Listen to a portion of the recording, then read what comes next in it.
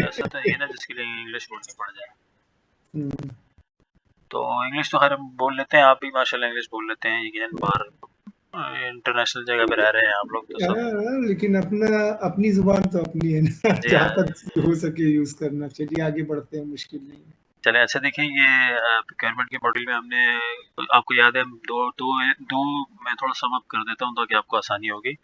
हम 2 सेशंस कर चुके हैं जिसमें हमने आइटम्स को लेके डिस्कशन आइटम, किया था और मटेरियल को लेके डिस्कशन किया था। जी। फिर आपने मुझे वर्कफ्लोज बताए थे और कुछ और चीज़ें बताई थी, तो वो मैंने ना यहाँ पे कंपोज कर दी है, कॉन्फ़िगर कर दी है। आए अब दोबारा से ना यहाँ से मटेरियल से स्टार्ट करते हैं और उसकी सप्लायर कोटेशन का ऑटो कंपैरिजन, और आज हम ऑटो कंपैरिजन वाला एलिमेंट फंक्शन चलाएंगे, ठीक है।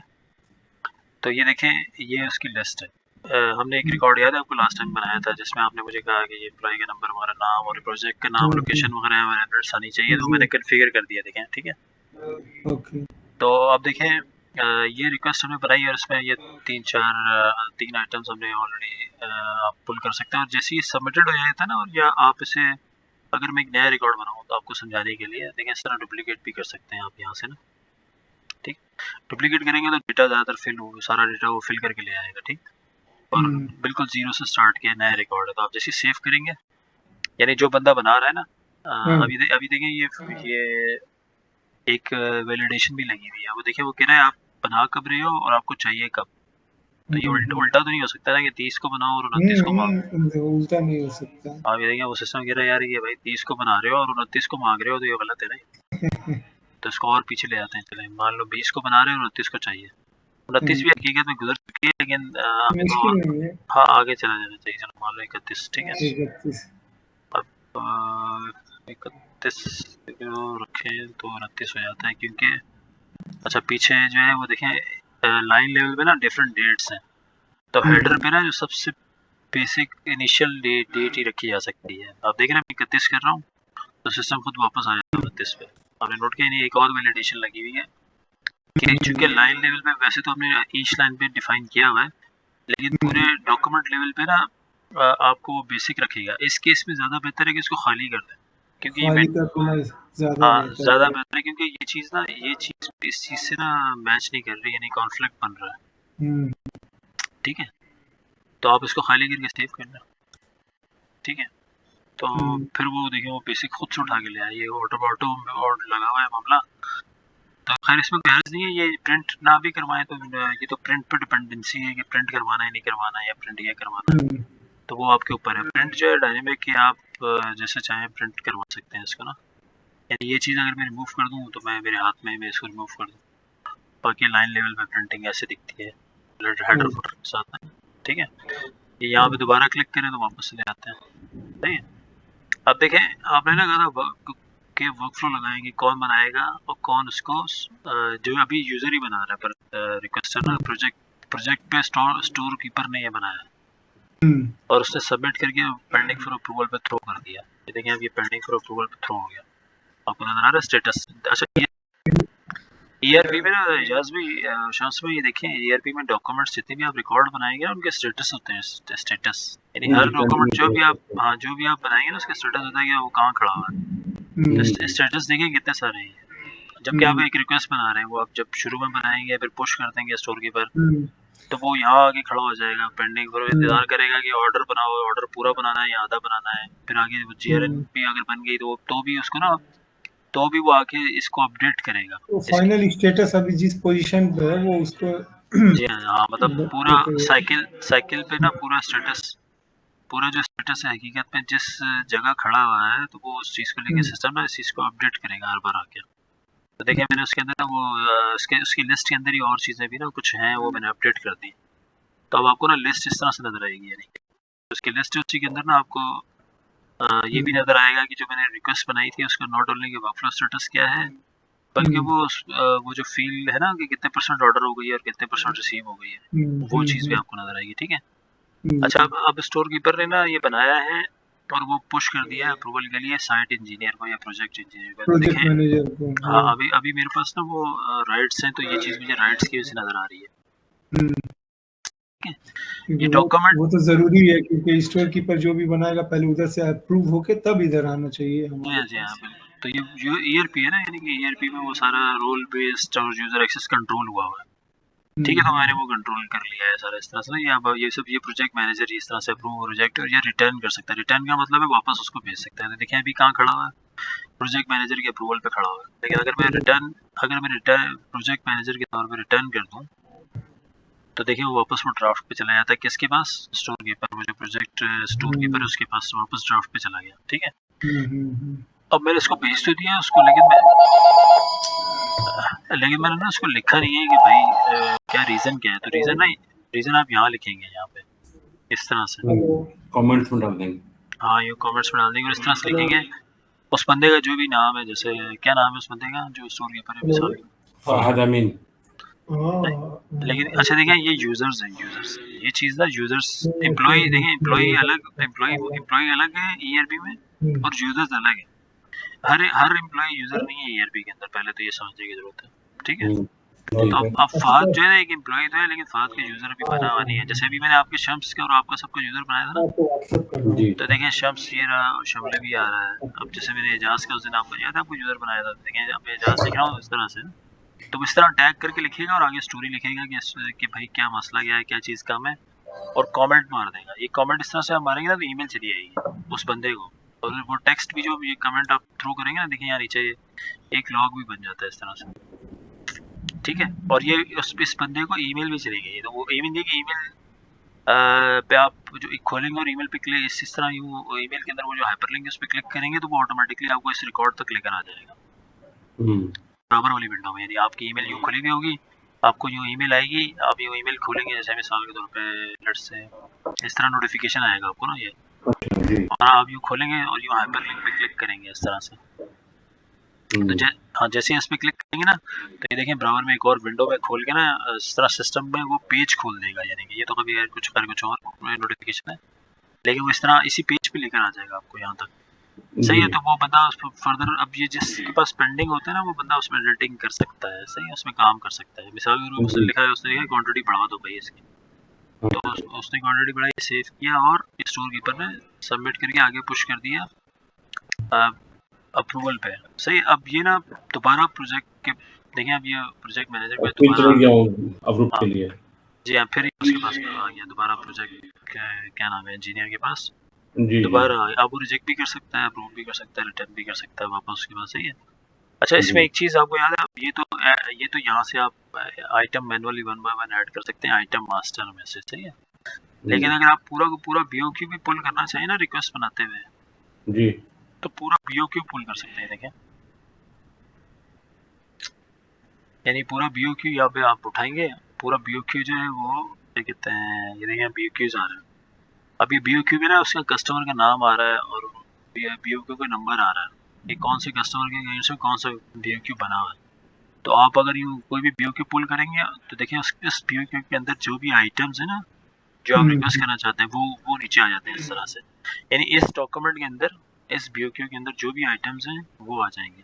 फिर आप यूँ पिक एंड चूज़ कर सकते हैं, यानी आप जिस आइटम को जो आइटम आपको चाहिए ना वो यूँ क्लिक करें और उसकी क्वांटिटी भी आप ओवरराइड कर सकते हैं कि आपको कितना रिक्वेस्ट करना है। यानी BOQ के अंदर तो 500 पीसेस लिखे हुए हैं इस ब्लॉक के, लेकिन क्या आप हो सकता है आप रिक्वेस्ट कर रहे हो सिर्फ 300 पीसेस की, तो आप यहाँ 300 लिख सकते हैं इस तरह से ना, और उसको इंसर्ट करेंगे। यानी सिर्फ इस आइटम को जो कि आपने सेलेक्ट किया हुआ है तो वो सिर्फ वही आइटम पूरे BOQ में से नीचे जाके इंसर्ट हो जाएगा। अच्छा फील्ड प्रेफरेंसेस डॉट कॉम, माशाल्लाह ये देखें, आपने देखा वो आइटम आगे गिरा। ये वाली लाइन आपको समझ में आ रही है कैसे गिरी? जी।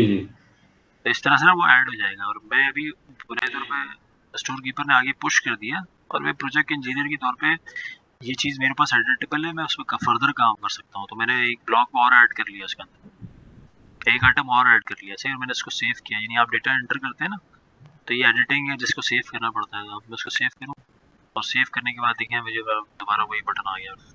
अब मैंने इसे अप्रूव किया, यानी project approve by project manager. ये देखें आपको समझ में आ रहा है ये? यस। तो ये वर्कफ्लो देखिए उस तरह से चल रहा है। अब ये अप्रूव बाय PM हो गया। अब मैंने अभी भी डॉक्यूमेंट कंप्लीट नहीं है क्योंकि इसको फर्दर अप्रूवल पे जाना है आगे परचेज के पास। तो ये आ गया मटेरियल रिक्वेस्ट का डॉक्यूमेंट आपके पास। अब इजाज़त आप में से कोई देखेगा कि अच्छा मुझे ये वाला ये सब चीज़ें परचेज करनी, क्वांटिटीज़ वगैरह, कोई और कंफर्मेशन चाहिए आपको, तो देखें सब नीचे लॉग बन रहा है। सारा कमेंट वगैरह हो, ये देखिए मैंने प्रोजेक्ट मैनेजर के तौर पे मेरा नाम आ रहा है कि मैंने अभी 1 मिनट पहले अप्रूवल कराई है, किससे बनाया था, कब बनाया था, सब टाइम सब कुछ आ रहा है, ठीक है। और फिर आप इसे अल्टीमेटली आप इसे अप्रूव कर देंगे बीइंग क्या कहते हैं परचेज के तौर पे, सही आप अप्रूव है परचेज। अब ये फाइनल अब कंप्लीट हो गया, ये देखिए अब यहाँ फर्दर कोई बटन भी नहीं आ रहा है, सिर्फ कैंसिल का बटन आ रहा है, क्योंकि आपने अप्रूव किया है। अगर आप कभी भी चॉइस है आप उसे कैंसिल करना चाहते हैं तो कैंसिल कर सकते हैं, सही है। यानी अब पहले अप्रूव रिजेक्ट कर सकते थे, आपने अप्रूव कर दिया, लेकिन अब कैंसिलेशन अगर आप करना चाहते हैं तो कर सकते हैं। ये भी नहीं कि स्टॉप का बटन भी है, यानी अगर आप इस और किसी भी रीजन पे ना आप इस रिक्वेस्ट को स्टॉप करना चाहते हैं ताकि ये आगे जैसे ही मैं स्टॉप करूंगा ये बटन चला जाएगा, सही है। देखिए मैंने स्टॉप किया तो देखा आपने कि वो मेरे पास बटन चला गया। इस रिक्वेस्ट को लेके आप फर्दर भी परचेजिंग वाला एलिमेंट आप ट्रिगर नहीं कर सकते। हाँ आप समझ रहे हैं, नहीं ओपन करना पड़ेगा।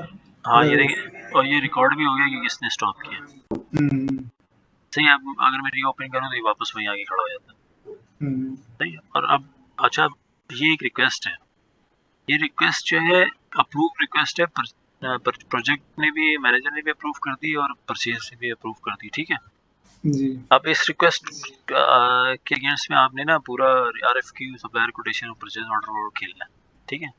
तो वो आज हम केस चलाएंगे वो केस है ऑटोमेटेड, जिसमें आप तेजी से आरएफक्यू बनाएंगे और मैं सप्लायर कोटेशंस बनाऊंगा, और फिर आप देखें सिस्टम खुद पूरी होल कोटेशन की बेस पे या आइटम की बेस पे, आइटम टू आइटम आपको ना ऑफर एनालिसिस ऑफर करेगा। वो कैसे चलता है वो मैं आपको चला के दिखाता हूँ, सही। मैं रिकॉर्डिंग कर रहा हूँ, आप देखें।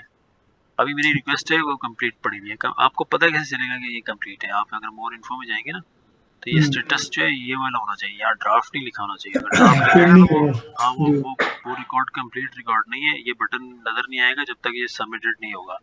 सबमिटेड का मतलब देखिए, सबमिटेड का मतलब क्या है? सबमिटेड का मतलब है कि ये वाले स्टेटस इन दोनों के अलावा चलना शुरू हो जाए, ये वाला। तो अभी ये यहाँ खड़ा हुआ है पेंडिंग फॉर परचेज ऑर्डर, और ऑब्वियसली फिर पेंडिंग फॉर जीआरएन होगा बाद में, सही है। तो अगर मैं पार्शियली ऑर्डर करूँ तो ये पार्शियली ऑर्डर भी कहलाएगा और पार्शियली रिसीव भी कहलाएगा, और यहाँ परसेंटेज आएगी, परसेंटेज वो ग्रीन सी फील नहीं आती, ग्रीन सी फील आएगी, ठीक है। तो अब देखें ये मेरा एक मटेरियल रिक्वेस्ट है, इस पे से ही मैं एक आरएफक्यू स्टार्ट देता हूँ। अच्छा वो जो ऑटोमेटेड सिस्टम है ना वो इसके साथ चलता है, यानी आरएफक्यू बनाना पड़ता है आपको। से मैंने पुश किया, उसने सारा रिकॉर्ड देखे, वो खुद से लेकर आ गया नीचे ना, आइटम सबसे लेकर आ गया, लेकिन वो आपको क्या है कि यार सप्लायर डालो, सप्लायर कौन से सप्लायर से आरएफक्यू चाहिए, तो आप सप्लायर का नाम बताओ। तो ये मैंने एक ये पकड़ लिया, एक सप्लायर का नाम बताएं। फुजेरा कंक्रीट प्रोडक्ट, सही देखिए यही है ना, सही देखिए ये पकड़ लें आप। अच्छा इस पे ना अगर आपने इन लोगों इन सप्लायर्स में मौजूद बंदे जो बैठे हुए और उनका ईमेल एड्रेस और उनको ईमेल करनी है तो यहाँ से ईमेल भी जा सकती है, लेकिन उसके लिए शर्त क्या है कि आप इस हर सप्लायर के यानी जैसे ये सप्लायर्स हैं, देखिए ये मास्टर रिकॉर्ड हैं, आप यहाँ से ये ब्राउज़र में इनको खोल भी सकते हैं ना, यहाँ पे मैंने खोले, ठीक है। तो अभी यहाँ पे आरएफक्यू बना रहा हूँ और मैंने ये सप्लायर्स मैंने यहाँ पे अलग से खोल रखी है, क्योंकि मैं दिखाना चाहता हूँ कि ये कॉन्टैक्ट और उसका ईमेल एड्रेस था, उसके अंदर अगर सप्लायर की तरफ बनाएंगे और अटैच करेंगे उसके साथ तो ये चीज़ ऑटो उठ के आएगी। आप समझ रहे हैं मेरी बात? मैं समझ रहा हूँ। तो देखिए ये सप्लायर मास्टर है, देखिए मैं कहाँ खड़ा हूँ, ये ठीक है। और ये उसके अंदर ये वाला सेक्शन है, ये वाला सेक्शन फिल करें। देखिए कोई एड्रेस भी नहीं बना, कोई कॉन्टैक्ट पर्सन भी नहीं बना।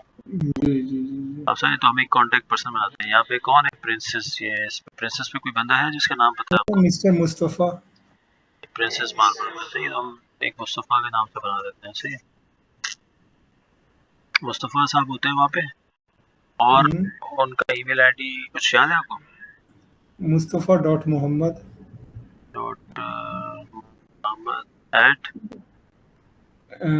@fcp, क्या?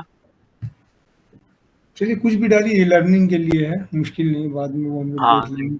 चलिए देखिए इसको जो प्राइमरी डिक्लेयर करें और यहाँ प्राइमरी कॉन्टैक्ट डिक्लेयर करें, उसके मोबाइल नंबर भी यहाँ पे ना बहुत सारे डाले जा सकते हैं स्टेबल के अंदर।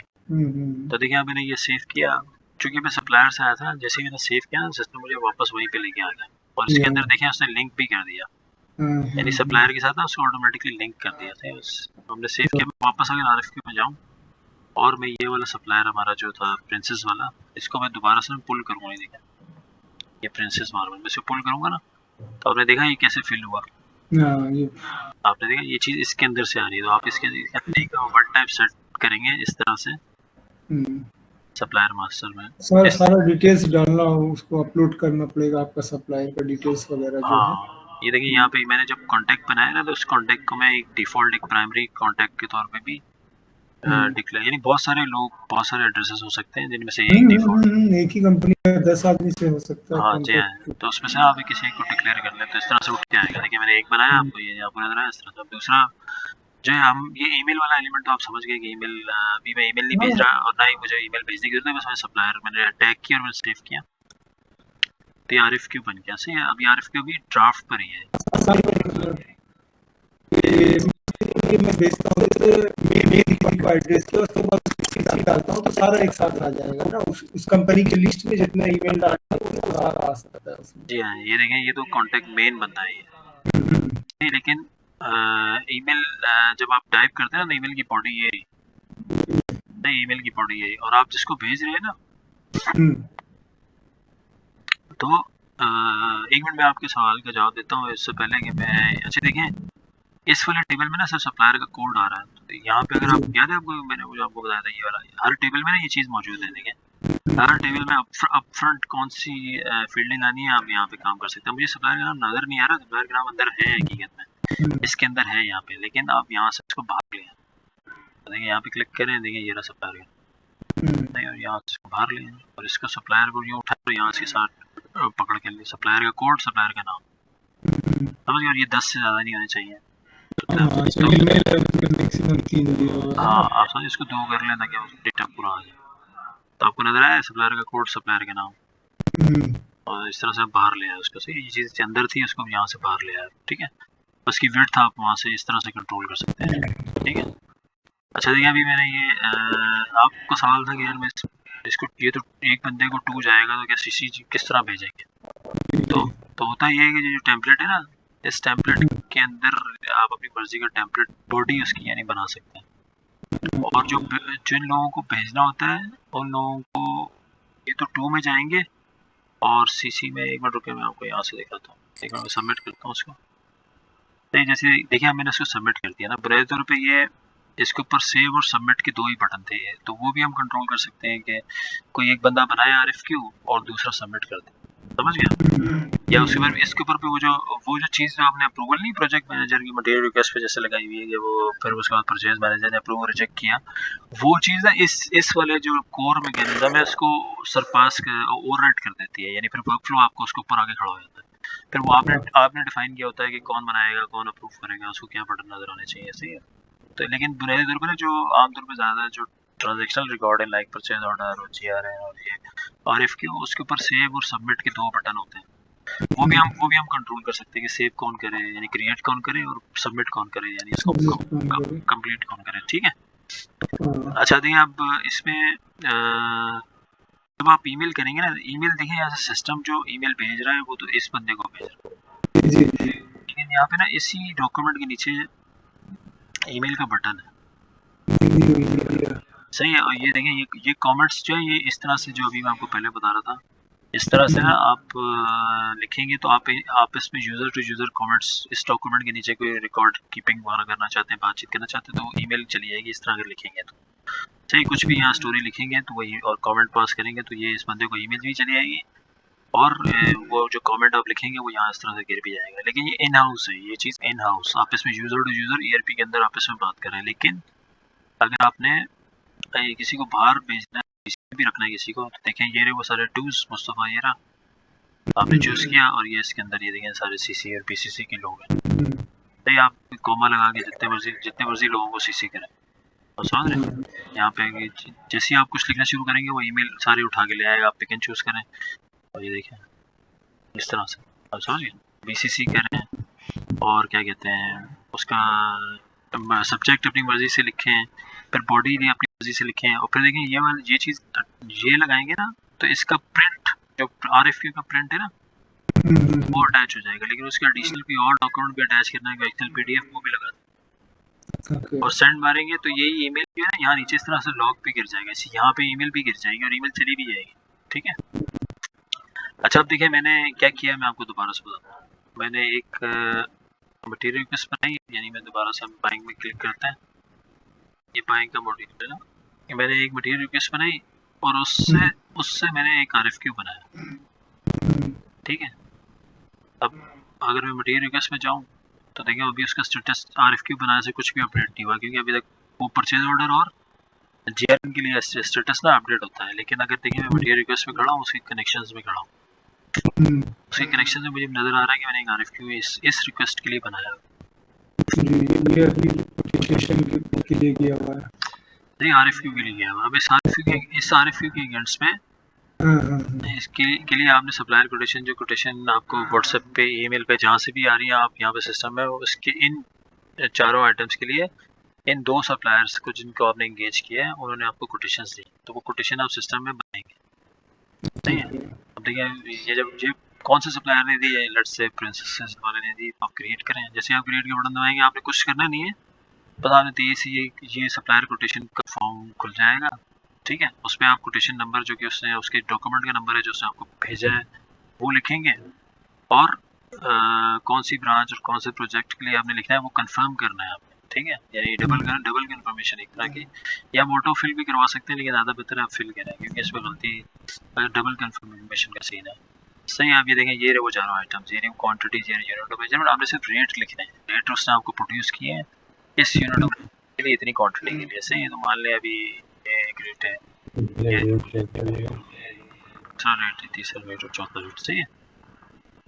तो ये देखिए मैंने 22 से ये रेट बनाया। इसके अंदर और कुछ टैक्स लगाना है, यानी अगर इसके अंदर टैक्स शामिल है, वैट अगर लगाना है तो यहाँ नीचे आप वैट उठा सकते हैं। नहीं अब ये कोटेशन का तो ये टोटल है, यानी आइटम की वैल्यूज और उसका कोटेशन ये टोटल ये है, उसके नीचे फिर फर्दर उस पर टैक्स लग गया, तो कुल मिला के टैक्स मिला के फिर ग्रैंड टोटल ये बन गया। ठीक है।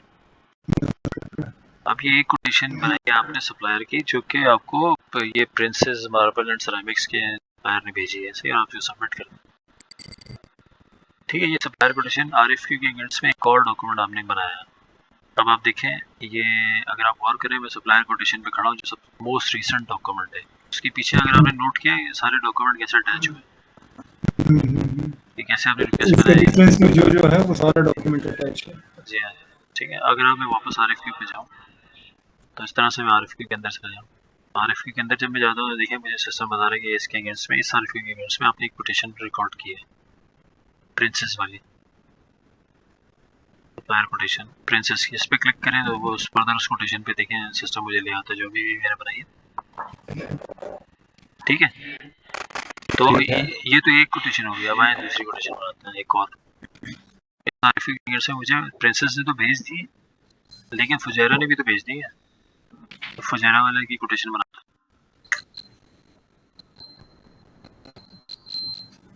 ठीक है। फुजैरा वाले भाई ने कोटेशन दी, उसका नंबर लिखा आपने और वही ब्रांच वगैरह लिखी और प्रोजेक्ट का नाम बताया, और आप देखिए सिस्टम ने ऑटोमेटिकली लास्ट कोटेड रेट जो किसी भी सप्लायर ने आपको भेजे इस आइटम के लिए वो ऑटोमेटिकली फिल होकर आए थे। अब लेट्स से अब मैं आप इस केस में ना इसको थोड़ा सस्ता कर देता हूँ, इसके 20 रुपये कर दिया उसने, लेकिन ये जो है ये महंगा दे रहा है, वो 35 कर रहा है, तो ये जो है 1 रुपये वो 2 रुपये दे रहा है, और एक आइटम जो है सेम रेट पे दे रहा है। सही है। यानी एक आधा आइटम मैंने महंगा कर दिया, एक आधा आइटम सस्ता कर दिया उसके लिए, और एक आइटम सेम रेट पे रखा हुआ है। ठीक है। और नीचे टैक्स भी मैंने अप्लाई कर दी। बैट होता है ना आपके सारे केसेस में। सही है। तो अब देखें इसको सेव करें और सबमिट कर दें। तो ये दो कोटेशंस हो गई जो कि एक फुजैरा से और एक प्रिंसेस से रिकॉर्ड कर ली, सेव और सबमिट करके इस आरएफक्यू के अगेंस्ट में। अगर मैं आरएफक्यू पे दोबारा जाऊँ तो उस आरएफक्यू को खोलूँ तो मुझे वो बता रहा है कि भाई आपने दो आरएफक्यूज में, इस आरएफक्यू के अगेंस्ट में दो कोटेशन आपकी पड़ी है और सबमिटेड रिकॉर्ड पड़ा है। सही है। ये सबमिटेड रिकॉर्ड ही फर्दर कंपैरिजन के लिए आगे चलेंगे। अभी देखें, अब ये जो हमने यानी प्री रिक्वेस्ट बनाई, आरएफक्यू बनाया, फिर दो सप्लायर आरएफक्यू के अगेंस्ट में दोनों सप्लायर जो हमने टैग किए थे आरएफक्यू के अंदर, उन दोनों से एक कोटेशन ले ली। इन कोटेशन का कंपैरिजन जो है सिस्टम खुद आपको करके देगा इस बटन को दबाने से। सही देखिए मैंने बटन दबाया, उसने वो मुझे कहाँ लेकर आ गया, यहाँ पर। ठीक है, और ये जो है RFQ बेस्ड है, यानी आपको RFQ बनाना पड़ेगा। RFQ के अगेंस्ट में सप्लायर कोटेशन बनानी पड़ेगी। ये देखिए इस RFQ के अगेंस्ट में ये दो कोटेशन सप्लायर कोटेशन, ठीक है। और इन कोटेशन के अंदर वही 4 और 4 8 आइटम्स है। 4 आइटम्स जो है पहले सप्लायर से, वही सेम 4 आइटम दूसरे सप्लायर से अपने रेट के साथ। आपको नजर आ रहा है, देखें। यानी इस जगह पे देखें, इस जगह पे सप्लायर का नाम नहीं आ रहा, तो वो हकीकत में इसके अंदर ही है। यहाँ उसको बाहर ले आए। ये ग्रिड जो है असल में वेरी करती है, आप आसानी से खुद भी इसमें काम कर सकते हैं। देखें बाहर ले आया उसको, और फिर मैंने पकड़ के इसको उठा के ऊपर डाला, और 10 वही 2 2 5 10 हो गए, कोई मसला नहीं। ठीक है, देखिए ये रहा सप्लायर। बार सेव करूँ, सेव के बटन से ना वो चीज़ खुद से इसके अंदर से उठ के बाहर आ गई। सही है। आप देखिए एनालिसिस का, जैसे आप सेव के बटन से गिराते हैं ना ये और ड्राफ्ट पे, तो उसका नंबर जनरेट हो जाता है, और ये साइड बार भी आ जाती है। ठीक है, यहाँ पे आप अटैचमेंट सपोर्टिंग कुछ भी यहाँ अटैच कर सकते हैं। अब ये देखिए ये इसका नंबर, ये रिकॉर्ड बन गया हकीकत में। अगर यू क्लिक करें ये उसकी, तो इसकी लिस्ट पे आ जाएंगे। और ये रिकॉर्ड देखें अभी ड्राफ्ट पर है, क्योंकि आप अभी इसमें फर्दर काम कर रहे हैं। तो ये देखें आपने इस RFQ के अगेंस्ट में 2 कोटेशंस बनाई हैं इन 2 सप्लायर्स, उनका ग्रैंड टोटल ये रहा। अगर मैं एनालाइज करूं ग्रैंड टोटल के बेस पे, तो मुझे साफ नज़र आ रहा है कि मुझे फुजेरा वाला सस्ता पड़ रहा है। और क्या नाम है इसका, प्रिंस मार्बल सस्ता पड़ रहा है। हाँ, ये फुजेरा वाला सस्ता पड़ रहा है, ये प्रिंस मार्बल सस्ता पड़ रहा है, और फुजेरा वाला महंगा पड़ रहा है। ठीक है, यानी ये सस्ता है, ये महंगा है ओवरऑल, यानी ओवरऑल बात करें। ठीक है, तो आप ना यहाँ पे ओवरऑल भी, यानी देखिए ओवरऑल और आइटम टू आइटम दोनों बेसिस पे एनालिसिस कर सकते हैं, और ऑटोमेटिक एनालिसिस, यानी आपको कुछ करना है, यहाँ से बटन दबाना है। नहीं, मैंने बटन दबाया तो देखिए आप वो होल कोटेशन की बेस पे ना, वो कह रहा है मैं कंपैरिजन करूँ आपका, मैंने कहा करो भाई। तो वो जैसे आप मैंने ये एनालिसिस चूज़ किया ना, उससे नीचे देखें ये वाला डब्बा, इस डब्बे में ना वो सिर्फ वो आइटम लेकर आया जो कि प्रिंसेस के आइटम्स है। अगर आप गौर करें, ये देखें ये मैं यहाँ पे भी ना, इसके अंदर भी इस लाइन में भी सप्लायर रहेगा, एक बार बाहर लेके आता हूँ। इसमें सप्लायर रहेगा, ये हमारी दुकान सप्लायर, यार सॉरी सप्लायर बाहर ही खड़ा है। सप्लायर नेम चाहिए मुझे, सॉरी नेम ये रहा, नेम ले आया। क्वांटिटी और ये रेट जो है ये 1-1 से काम चल जाता है इनका ना, और आइटम जो है वो ये कर लें, क्वांटिटी आइटम। अब देखें, अब आपको समझ में आ रहा है। ये देखें, यानी शुरू दोबारा से हुआ, आपने बटन दबाया ऑटोमेटिकली आपको ना यहाँ लाके खड़ा कर देगा, आपने सिर्फ सेव का बटन दबाना है। तो वो यहाँ सेव के बटन दबाने से ना वो इन दोनों कोटेशंस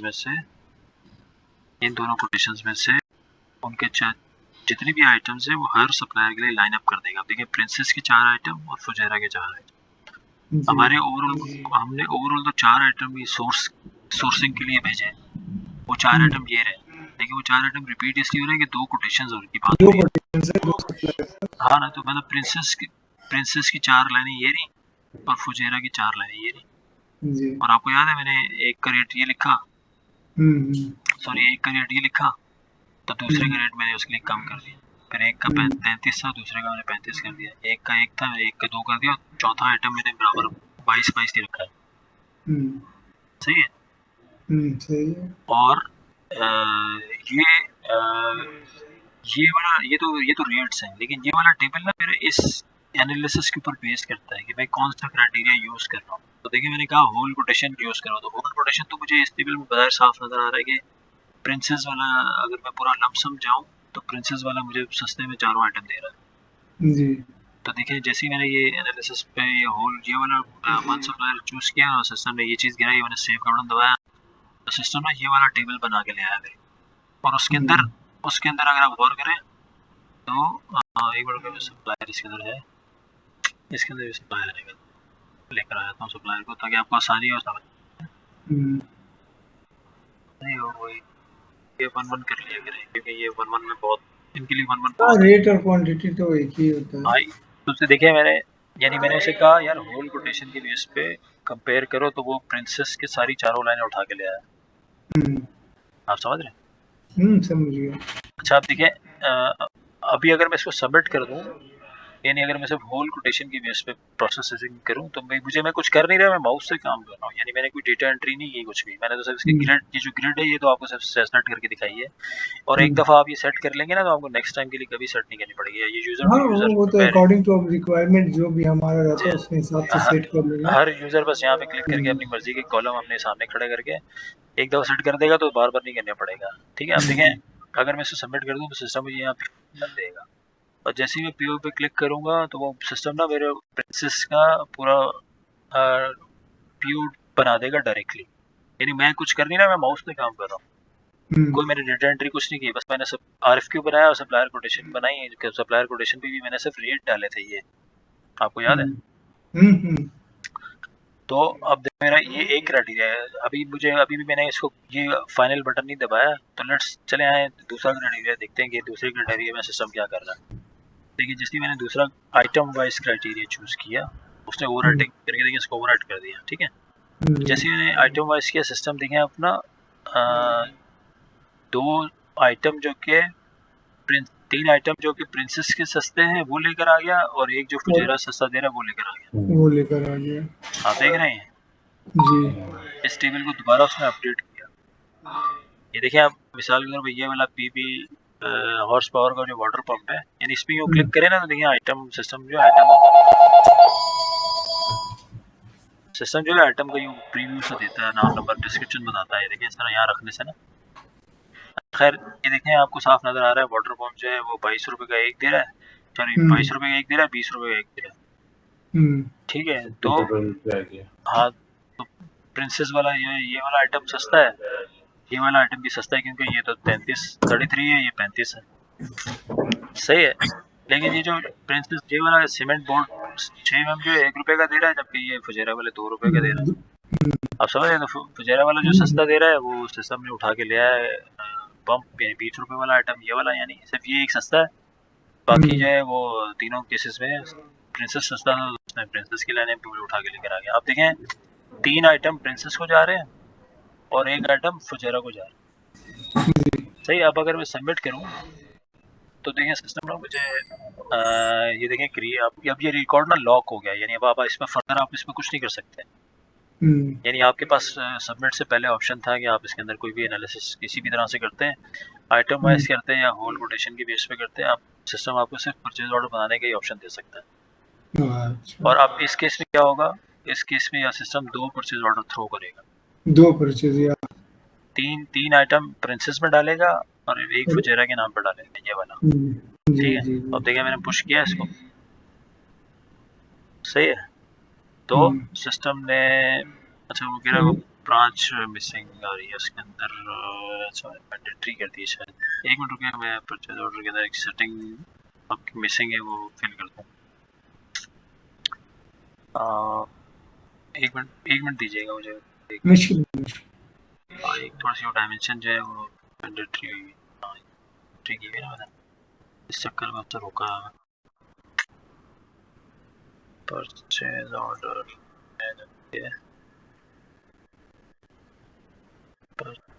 बनाने के लिए वो कह रहा है भाई ये देखो मैंने मैंडेटरी की है, उसको ये चीज़ें वैल्यूज आपके उस रिकॉर्ड से आ नहीं रही, तो कह रहा भाई मुझे बताओ तो सही यार। ये तो इसके बाद थोड़ी देर के लिए बाद में कन्फिगर कर दूँगा सही से, अभी मैं जंप कर रहा हूँ उसको ना थोड़ी देर। तो होगा क्या, सिस्टम दोनों परचेज ऑर्डर थ्रो करेगा, एक ऑर्डर दो।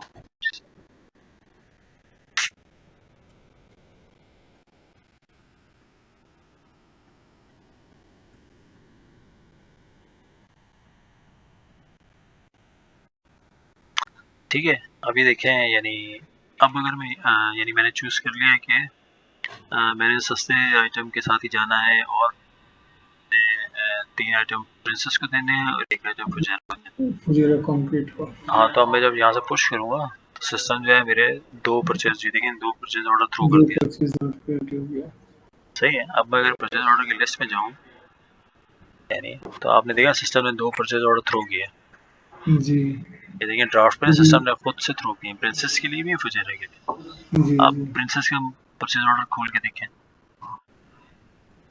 तो ये देखिए 3 आइटम्स प्रिंसेस के आ गए कंपैरिजन के मुताबिक। ये देखें 3 आइटम, ये वाले 3 आइटम प्रिंसेस को चले गए इन क्वांटिटीज और रेट्स के साथ। तो ये देखें यहाँ ब्राउन मैंने पीओ खोला हुआ, ये रहे 3 आइटम, वही क्वांटिटीज और वही रेट्स के साथ, ठीक है।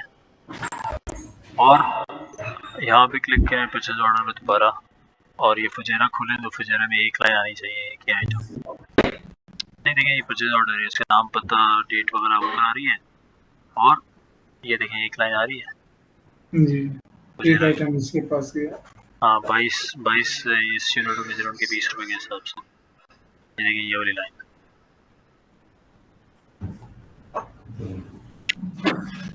आपको समझ में आया पूरा केस? जी जी क्लियर। सही है। मैं थोड़ा सा ना सम आप ये देखें, अगर आप कनेक्शन में जाएं, मैं परचेज ऑर्डर पे खड़ा हूँ, सही है। तो परचेज ऑर्डर के कनेक्शन में आपको नजर है सप्लायर कोटेशन जो अटैच हुई है, जो पीछे इसके पीछे जो सोर्स रिकॉर्ड है वो सप्लायर कोटेशन देखिए ऑटोमेटिकली अटैच है। उस पे अगर मैं क्लिक करूं तो मैं उस रिस्पेक्टिव सप्लायर कोटेशन पे आ जाता हूँ। और एक मिनट रुकिए, इसका कुछ है मेरे पास, इसका व्यू है क्या मेरे पास, सप्लायर का परसेंटेज ओरिएंटेड, इसका नहीं है। ये 2 सप्लायर कोटेशंस इनके अगेंस्ट से हमने पीओ अभी बनाए हैं प्रोसेस करके ऑटोमेटिकली कंपैरिजन से। और अगर हम वापस आए मटेरियल रिक्वेस्ट पे, यानी अगर आप यहाँ पे क्लिक करें मटेरियल रिक्वेस्ट पे, तो ऑटोमेटिकली आपको वो सिस्टम ना मटेरियल रिक्वेस्ट की स्क्रीन पे ले आता है। ये देखिए मेरी जो मटेरियल रिक्वेस्ट है वो ये ऊपर वाली जी, सही है। तो और उसके अगेंस्ट में उसके यानी उसका स्टेटस क्या है, अगर आप उसकी लिस्ट में से देखें तो आप देखें इसके अगेंस्ट से मैंने 2 पीओ बनाए हैं, लेकिन एजाज वो यहाँ पे अपडेट क्यों नहीं हुए? क्यों नहीं हुए आप बताएं? क्योंकि अभी डिलीवरी नहीं हुआ, परसेंटेज ऑर्डर्ड है नहीं है। अरे पीओ से आ रहा है ना, पीओ परचेज ऑर्डर का मतलब है कितना इस रिक्वेस्ट के अगेंस्ट में कितना ऑर्डर। तो मैंने तो हकीकत में पूरे दोनों बीओपी में नहीं डाला होगा इसीलिए नहीं आया वो। अरे नहीं भाई आपने कमाल कर, आप गौर करें ये एक रिक्वेस्ट है, मैं कहाँ खड़ा हूँ, मैं रिक्वेस्ट की लिस्ट में खड़ा हूँ। तो मैंने तो इस रिक्वेस्ट को आरएफक्यू से प्रोसेस किया, सप्लायर कोटेशन पे चलाया, उसको फिर मैंने ऑटोमेटिक एनालिसिस पे चलाया, तो उसने 2 पीओ मेरे बना के दे दिया मुझे।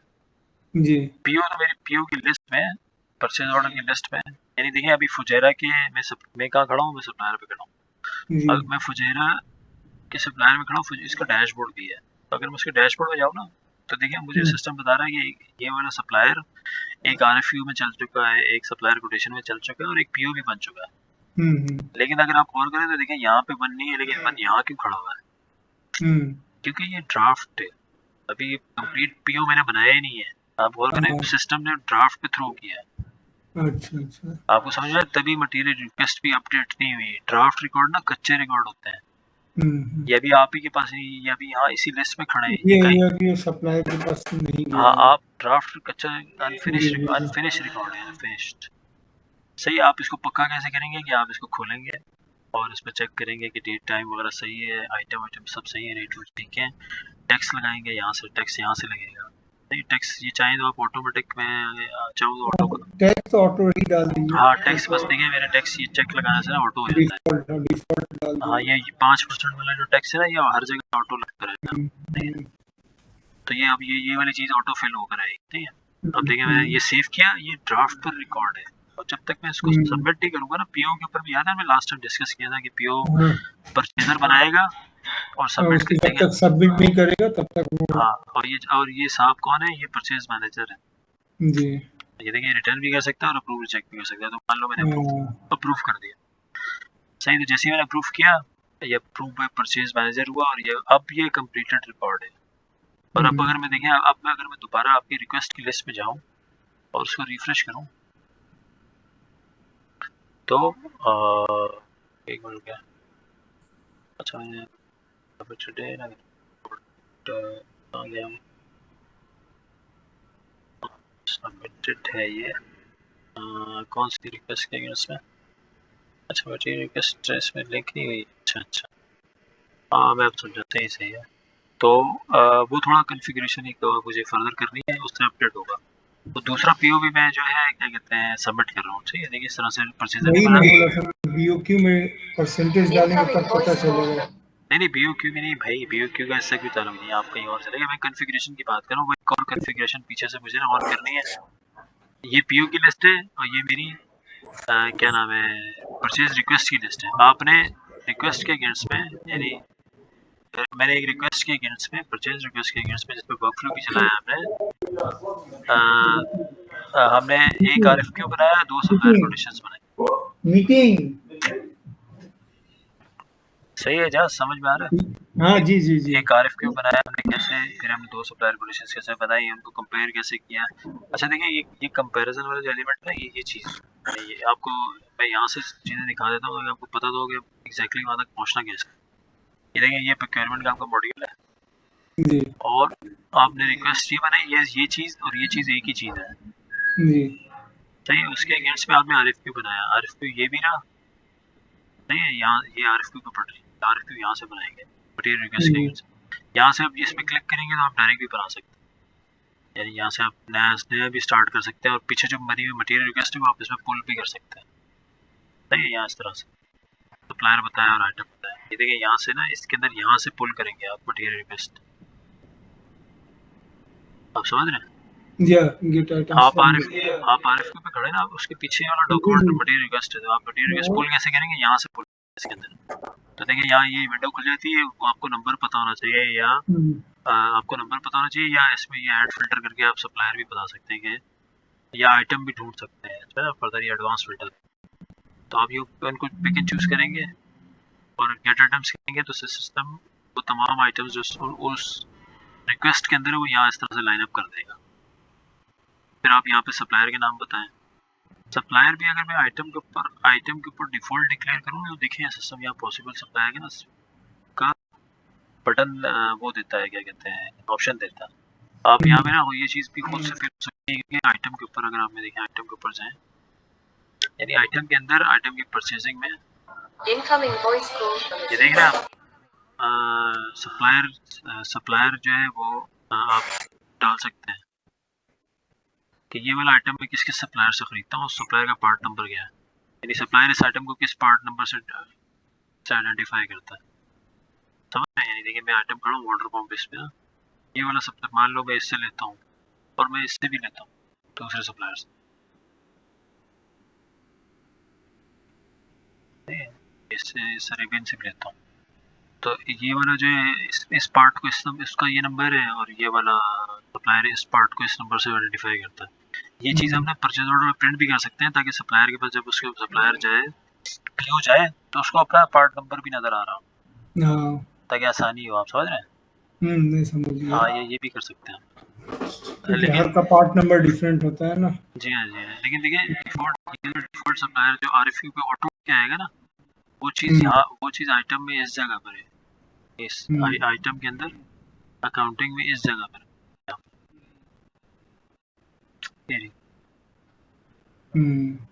यहाँ पे आप बताएंगे कि इस आइटम का डिफॉल्ट सप्लायर ना ये है, तो आप सब एक दफ़ा बता देंगे, सिर्फ एक दफ़ा बताना है, सिस्टम खुद से बार बार खुद से आरएफक्यू पे हर जगह सप्लायर कोटेशन पे खुद से आपको प्रपोज करेगा।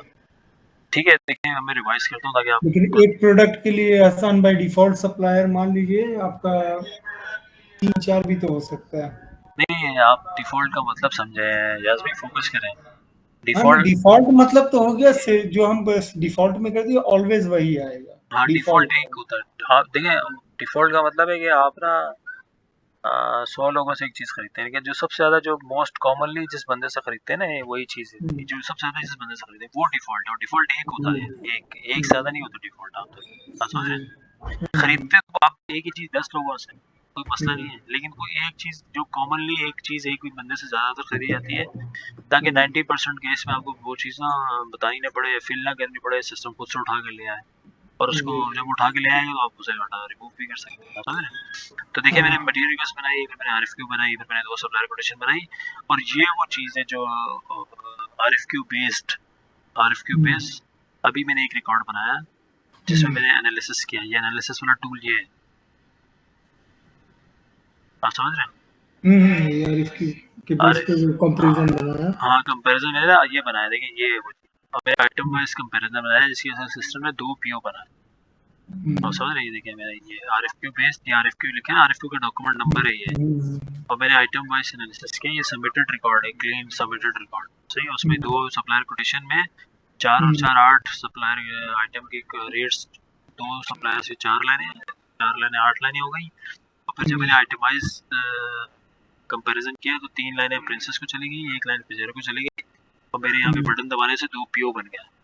PO की लिस्ट में 2 PO ये खड़े। आपको समझ में आया ये पूरा ये RFQ वाला ऑटोमेटेड सिस्टम? यस। आपको अच्छा लगा ये? सिस्टम हाँ, ये देखिए इसमें ना आपको कुछ नहीं करना, आपने सिर्फ एक मटेरियल रिक्वेस्ट आपके पास बनकर आएगी, आपने इंजीनियर बना के अप्रूव करके आपको भेजेगा, यानी इस तरह से। अगर हम वापस जाएं जैसे मटेरियल रिक्वेस्ट के ऊपर, तो यानी यहाँ आप टाइप भी कर सकते हैं, जैसे मुझे मटेरियल रिक्वेस्ट में जाना है तो आप यहाँ टाइप करें, यहाँ ये आ गया, इस पर क्लिक करें तो ये रिक्वेस्ट आ गई। ये वाली रिक्वेस्ट है, सही है, जो कि परचेस पे जाएगी और यहाँ पे खोली, ये आपके पास यहाँ आगे गिरेगी और आप उसे टेकअप करके अप्रूव करेंगे, बटन अप्रूव का दबाएंगे। यानी अगर वो अप्रूव बाय PM होगी, यानी अप्रूव बाय प्रोजेक्ट मैनेजर होगी, तो आपके पास यहाँ पे बटन नज़र आ रहा होगा, आप टेकअप कर लेंगे उसको। और क्या कहते हैं, मैं ईमेल भी गिरा सकता हूँ आपको, कि ईमेल गिरे ताकि आपको नोटिफिकेशन आए, वो भी आ जाएगा, और यहाँ पे भी नोटिफिकेशन आएगा। जो अभी मैंने बंद किया है और यहाँ पे नोटिफिकेशन भी आने शुरू। मटेरियल रिक्वेस्ट आया। हाँ, आपको इंटीमेट करना है ना, और आपको पता कैसे चलेगा कि मैं सिस्टम में क्या चल रहा है और मुझे कुछ एक्शन लेना है या नहीं लेना है, पता कैसे चलेगा? तो ये वाला डॉक्यूमेंट ना ईमेल थ्रू करेगा, आपने अप्रूव किया, उसके अगेंस्ट में फिर आप RFQ बनाए। ये एक तरह का, यानी ये हमने जो अभी एनालिसिस वाला जो एलिमेंट चलाया ना, ये वन वे, ये ऑटोमेटेड सिस्टम, ऑटोमेटेड तरीका चलाया है। इसके अलावा एक मैनुअल तरीका भी है, वो हम कल तो नहीं, हर मंडे के दिन चलाएंगे। तो ये जी ये ऑटोमेटिक तरीका ना RFQ बेस्ड है। आपको RFQ बनानी पड़ती है, जिसके अगेंस्ट कोटेशंस आपको मिलती हैं, वो भी आपको सिस्टम में खुद बनानी पड़ती हैं।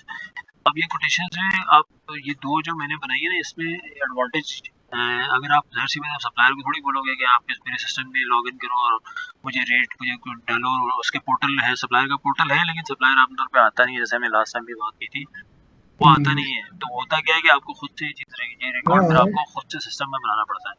ये रिकॉर्ड इसमें करना कुछ नहीं है, आप पीछे से पुल करेंगे। देखिए आपने कहाँ से पुल किया हुआ है, आपने हकीकत में ये चीज़ मटेरियल रिक्वेस्ट से पुल की हुई है। तो ये वाला सारे आइटम सब कुछ ऑटोमेटिकली फिल होकर आएगा, आपने सिर्फ रेट डालना है, रेट में चेंज जो भी आपने सिर्फ रेट डालना है, और इसी लाइन के अंदर डिलीवरी डेट भी है। यानी देखिए अभी करंटली जो एक ही क्राइटेरिया प्रोसेसिंग का, वो है रेट। अभी यानी कि बगैर तो ये डेटा और भी है, लेकिन प्रोसेसिंग ना सिर्फ हकीकत में भी सिर्फ इसी लेवल पे हो सकती है, सिर्फ रेट को देखा जा रहा है। ये देखें, ये एक्सपेक्टेड डिलीवरी डेट भी, ये भी आप फिल कर सकते हैं, जो कि मैंडेटरी नहीं थी, इसलिए सिस्टम ने हमें जाने दिया गया। लेकिन अगर हर लाइन के ऊपर कौन सा सप्लायर कोटेशन बनाते हैं, कौन सा सप्लायर कौन सा आइटम किस डेट पर डिलीवर करेगा, वो चीज़ डिलीवरी डेट तो डालना पड़ेगा, क्योंकि इसी के अनुसार समझ गया। रेट के साथ साथ डिलीवरी डेट भी देखें और उसको फिर प्रोसेस करें, आप समझिए। सप्लायर कोटेशंस बनाएं और ये 2 डेटा फिल करें, सही है। अपना शम्स, कोई सवाल है? जी एक सवाल है सर। हाँ बताएं शम्स जी। बैक करिए सर, एक बार बैक करिए अभी। नहीं अभी जहाँ पे थे वो सर, बस कहाँ पे बताएं यार, इसमें किधर नहीं आगे बढ़िए, कहाँ पर? बस यहाँ पे रुकिए, यहाँ पे रुकिए। ये जो क्वांटिटी है बगल में जो कॉलम है, ठीक है, हाँ जी, ये कॉलम में जैसे कि हम लोग का यहाँ पे कुछ ये जो सिस्टम में जो आपका अपलोड है, वो तो वो आएगा ना, यूनिट ऑफ मेजरमेंट। हम लोग का जो कुछ यूनिट जो चेंजिंग होता है, नंबर्स, टाइम, तो वो कैसे चेंज करेंगे? हाँ, बड़ा अच्छा सवाल किया यार आपने, माशाल्लाह। ये देखें, मिसाल के तौर पे ये शुरू जहाँ से हो रहा है ना वहीं से चलते हैं, यानी मटेरियल रिक्वेस्ट में आप देखेंगे मटेरियल रिक्वेस्ट आपके पास बन करे, इंजीनियर ने आपको स्टोर कीपर वहाँ जो इंजीनियर साइट पे बैठे, इस साइट पे बैठा हुआ बंदे ने आपको ये डॉक्यूमेंट पुश किया, इंजीनियर ने अप्रूव किया, ठीक है। एक रिकॉर्ड बनाते हैं ताकि आपको समझ में आए। ठीक है, मैं एक ही लाइन ले लेता हूँ ताकि आपको और हाँ आसानी जी जी, ठीक है। और आसानी सही है, एक ही आइटम है, सही है। और चले और आसान कर लेते हैं, सीमेंट सीमेंट हाँ सीमेंट थोड़ा आसान हो जाएगा। तो देखिए सीमेंट ना उस बंदे ने, ये वो बंदा इंजीनियर बना रहा है इस साइड पे बैठा हुआ, जी फाद अमीन बना रहा है, सही, फाद अमीन ने पुश किया जी, और वो कह रहा डेट सही करो भाई, डेट 30 को बना रहे हो तो 31 को चाहिए होगा। ठीक है, ठीक है। तो अच्छा देखिए अब डेट मैंने 31 को सेट कर दी, लेकिन हकीकत में डेट यहाँ पे गिरी हुई, इसका इसको वो सेट करो, देखो मैं सेव कर रहा हूँ ना, तो मुझे गिरा भाई डेट सेट करो, डेट यहाँ तो है लेकिन ये लाइन पे भी तो सेट करनी है। ये पहली दफ़ा आप ये चूज करेंगे ना, तो ये वाली डेट ये सारी लाइनों पे खुद से गिरा देगा, लेकिन दूसरी दफ़ा अगर आपने चेंजिंग करनी होगी तो आपको खुद करना होगा। सही है, तो अब ये देखें, ये सेव किया मैंने। सही, अब ये मैं ये रिकॉर्ड ये उसने बना, ये फाद ने बना के पुश किया, अब उसका ये आ गया इंजीनियर प्रोजेक्ट का मैनेजर, उसने अप्रूव कर दिया। तो ये देखिए अप्रूव प्रोजेक्ट में, अब ये आपके पास पेंडिंग है परचेज के पास, अब ये आपके पास आई है। अब ये आप कह रहे हो यार वो उसने किलो में लिखा है, लेकिन मुझे तो मार्केट में ना तो बैग में लेते हैं। हाँ बैग में मिल रहा है, तो मैं क्या करूँ। आप सही है, सही। तो आप कुछ नहीं करें, आप परचेजिंग डिपार्टमेंट से बिलोंग करते हैं, आपको आइटम मास्टर सही से समझने की जरूरत है। मेरा आइटम खोला सीमेंट, सही बराबर में, नहीं मैं आइटम खोल के आपको समझाता हूँ, आपको समझ में आएगा। मैं यहाँ पे मैंने रिक्वेस्ट का डॉक्यूमेंट खोला हुआ है, ठीक है, टी रिक्वेस्ट जैसे अप्रूव कर दिया है प्रोजेक्ट मैनेजर ने, और अभी परचेजिंग के तौर पे आप इस पे काम कर रहे हो, और वो कह रहा है भाई 2 किलो सीमेंट खरीदो, या चलो मान लो 200 किलो सीमेंट खरीदो। ठीक है, ठीक है। तो अब आप गए सीमेंट खरीदने, तो आपको पता चला यार वो तो बैग में मिल रहा है और 200 किलो तो बन ही नहीं रहा। 20 का भी आता है, 50 का भी बैग आता है। हाँ, तो कुछ यूनिट ऑफ मेजरमेंट को लेके ना बैग की वजह से मसला हो रहा है, तो मैं किलो में नहीं खरीद पा रहा, और ये किलो में अगर खरीदूंगी तो ये वाली क्वांटिटी मैच नहीं हो रही। तो आप पता क्या करेंगे, आप आइटम मास्टर में जाएंगे और आइटम मास्टर में जाके ना ये चीज़ डिफाइन करेंगे पहले। ये देखिए मैं कहाँ खड़ा हूँ, सीमेंट पे। नहीं, और मैंने सीमेंट में जाके मैंने यहाँ पे उसकी इन्वेंट्री वाले सेक्शन में गया, और इससे ये जो आइटम होना चाहिए ये वाली चीज़ होनी चाहिए, ये वाली चीज़ बस। ठीक, ये देखिए अगर मैं ये हटा दूँ तो देखिए वो इन्वेंट्री गायब हो गया उसका।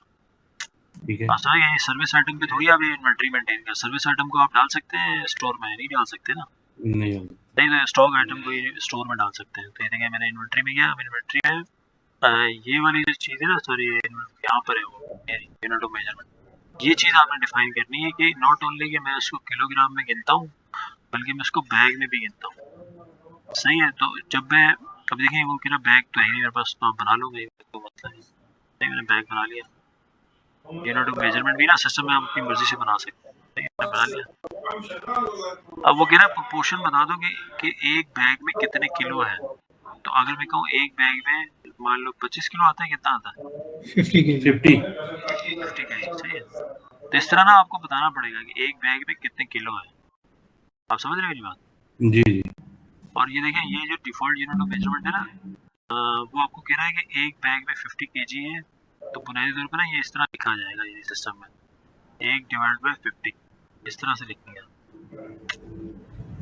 तो आप समझ रहे हैं 0.02 इस तरह से आप प्रोपोर्शन डिफाइन करेंगे तो सिस्टम जो है कैलकुलेट करके लाएगा। एक मिनट रुकिए, मेरे से गलत कर रहे हैं, कुछ चीज़ ऊपर रहेगी और ये चीज़ यहाँ आएगी।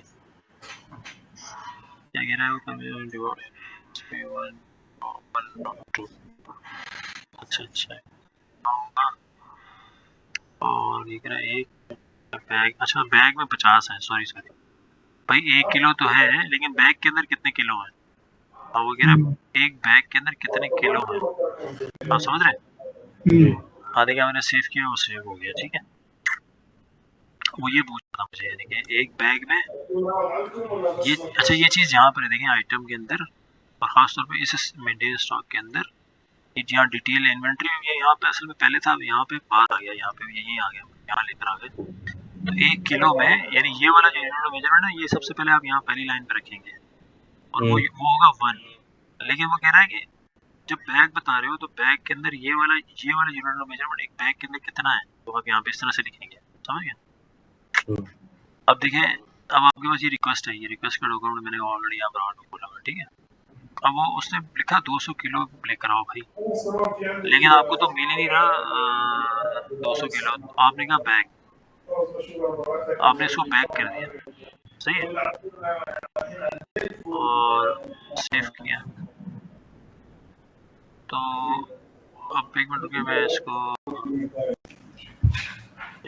फैक्टर 50 स्टॉक क्वांटिटी 10,000 हो गई भाई, तो बहुत गलत कर दिया है।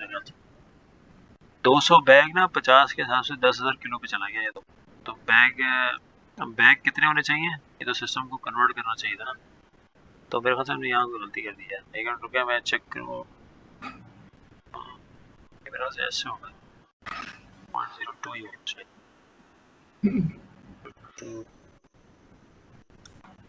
हाँ ये देखिए ऐसे हो गई, उसने ले लिया, सही है। अब आए, और अब मैं अगर इसको दोबारा से रीलोड करूँ, ये जी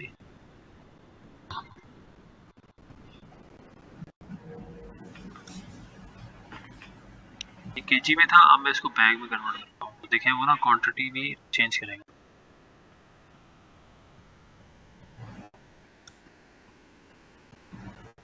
नहीं, अब देखें अंदर जाए इसके लाइन में, तो आपने नोट किया 200 किलो, ये देखें 200 किलो 4 बैग बनाता है, आपको समझ में आई? सही है। ये देखिए 200 किलो ही आप खरीद रहे हैं, ये कहते हैं, लेकिन वो इक्वल टू कितने हैं, वो 4 बैग हैं, यानी इस तरह है ये ऊपर नीचे। सही, ये कन्वर्जन फैक्टर है। कन्वर्जन फैक्टर दिखा आपने, मैंने यहाँ लिखा था, ये नजर है आपको जी। और ये मैंने कैसे किया, कि मैंने इस तरह से किया था, एक डिवाइड बाय 50, क्योंकि असल में देखे ना वो क्या रहा, ये बड़ा यूनिट ऑफ मेजरमेंट है और ये छोटा यूनिट ऑफ मेजरमेंट, तो वो प्रोपोर्शन जो है ना, प्रोपोर्शन इस तरह बड़े केस में किलोग्राम कम होता चला जाएगा, तो यहाँ इस तरह से लिखना है, डिवाइड करके साइड से भी वो बैग पे ही आएगा, केजी पे तो नहीं आएगा वो। हाँ, सपोज एहसान भाई जैसे उन्होंने केजी में कर दिया, लेकिन एक्चुअल में बैग में चाहिए, मैं चेंज कर सकता हूँ उसको। हाँ ये चेंज कर सकते हैं, देखिए अभी रिक्वेस्ट पे आया केजी में था, ये देखें नहीं, रिक्वेस्ट में जो केजी में आया मेरे पास, लेकिन एक्चुअल में वो बैग है, तो मैं रिक्वेस्ट में ही कि उसको बैग करना है। ये रिक्वेस्ट में तो किया है आपने, ये रिक्वेस्ट में तो खड़ा हूँ मैंने तो सिर्फ आइटम मास्टर में ये चीज डिफाइन की है, ये चीज आप डिफाइन नहीं करेंगे ना आइटम मास्टर में, अच्छा। तो ये चीज काम नहीं करेगी यहाँ पे, आप समझ रहे हैं, ये चीज यहाँ पे काम नहीं करेगी अगर आपने इसको डिफाइन नहीं किया। तो ये देखिए यहाँ अंदर गया, तो जैसे आप अंदर गए तो ये देखें क्वांटिटीज और वेयर हाउस को लेके कह रहा है कि भाई 200 बैग्स जो है वो 200 किलो जो है वो 4 बैग के बराबर है, आप समझ रहे हैं? इसको मेरा कहने का मतलब था जैसे वो 200 उधर से ऑर्डर किए, वो 200 केजी नहीं ऑर्डर किए, वो 200 बैग ऑर्डर किए। अच्छा हाँ चलें दोबारा से बनाते हैं, एक और बनाते हैं, एक और रिकॉर्ड सही। अब देखिए वो बात बना रहा है बिल्कुल नए सिरे से, और वो कह रहा है 200 बैग ऑर्डर करूंगा भाई मैं, लेकिन गलती से लिख दिया 200 बैग, यानी कि उसने 200 बैग लिख दिया, ठीक है जी। उससे पुश कर दिया, फिर इंजीनियर आया, इंजीनियर ने भी बगैर चेक किया आगे भेज दिया, तो अभी आपके पास आ गया, सही। अभी अप्रूव बाय प्रोजेक्ट मैनेजर हो गया, आपके पास आ गया, नोटिफिकेशन है, आपने ये रिकॉर्ड यहाँ तक खोला ईमेल के थ्रू, यहीं से डायरेक्ट यहाँ पे आ गया, सही है। तो आपने देखा ये 200 बैग्स हैं, जबकि वो आपको पता है कि ये मान लो उसने आपको यहाँ पे लिख दिया कि सॉरी यार, मैंने उससे एजाज को लिखा सॉरी यार वो ये के बैग्स दिए, ये तो भाई के ये किलो है, ये तो ठीक है, कुछ भी स्टोरी लिखी और पोस्ट मार दिया, तो ईमेल भी आ गई, कमेंट भी आपने देख लिया यार ये तो किलो है भाई, तो आप यहाँ पे आए और आप इसको किलो कर दिया, ठीक है। देखिए आप जैसे ही आपने किलो किया ना, ये वो एक पीछे सेटिंग्स मैंने थोड़ी सी सेट कर रही है, उसकी वजह से मैसेज आ रहा है, मैं उसको सेट कर दूंगा तो ये नहीं आएगा बस। अभी आपकी कॉन्फ़िगरेशन इंप्लीमेंटेशन साथ साथ चल रही होती है ना, साथ साथ चीज़ें भी चल रही होती हैं, तो इसलिए आपको चीज़ें एक छोटी मोटी कॉन्फ़िगरेशन की नज़र आ रही होगी, वो मैं सेट करते चला जाऊँगा साथ साथ, क्योंकि वो हमें बाय द टाइम ये चीज़ें ना आगे चलते चलते पता चलती है। तो देखिए बहुत सारी चीजें ऐसी होती है, जैसे हम लोग सप्लायर से कार्टून में लेते हैं, लेकिन उसको साइट पे जब इशू करते हैं तो पीस में या नंबर्स में करते हैं। जी हाँ जी, आप देखिए आप उससे अब हकीकत में ना आप उससे किलो बैग रेफर किए थे, आपने किलोग्राम कर दिया। अगर अंदर जाए तो ये देखिए अंदर जाए तो अंदर वो ना आपको अब बैग में कुछ नहीं बता रहा, वो कह रहा है 200 किलो थे और 200 किलो ही है। अब देखिए यहाँ कोई बैग नहीं है। आप ये अगर मैं यहीं पे बैग लिखूँ देखिए तब आपको फर्क नजर आएगा कि जैसे ही मैं बैग लिखता हूँ तो सिस्टम ना ऑटोमेटिकली देखिए उसको अपडेट करता है। ये देखें बैग लिखा उसने 4 किलो 4 बैग बना दिए, लेकिन मैं कह रहा हूँ यार मुझे किलो ही में काम करना है, मुझे बैग नहीं बताओ। तो 2 यूनिट ऑफ मेजरमेंट है, हकीकत है ना 2 यूनिट ऑफ मेजरमेंट है। देखें एक ये वाली जो क्वांटिटी है ये मान लें रिक्वेस्टेड क्वांटिटी है, और ये वाली वो क्वांटिटी है जो आप कन्वर्ट करके गिनना चाह रहे हो, या सेकंड क्वांटिटी जो आप ओवरराइड कर रहे हो। तो अगर यूनिट ऑफ मेजरमेंट सेम है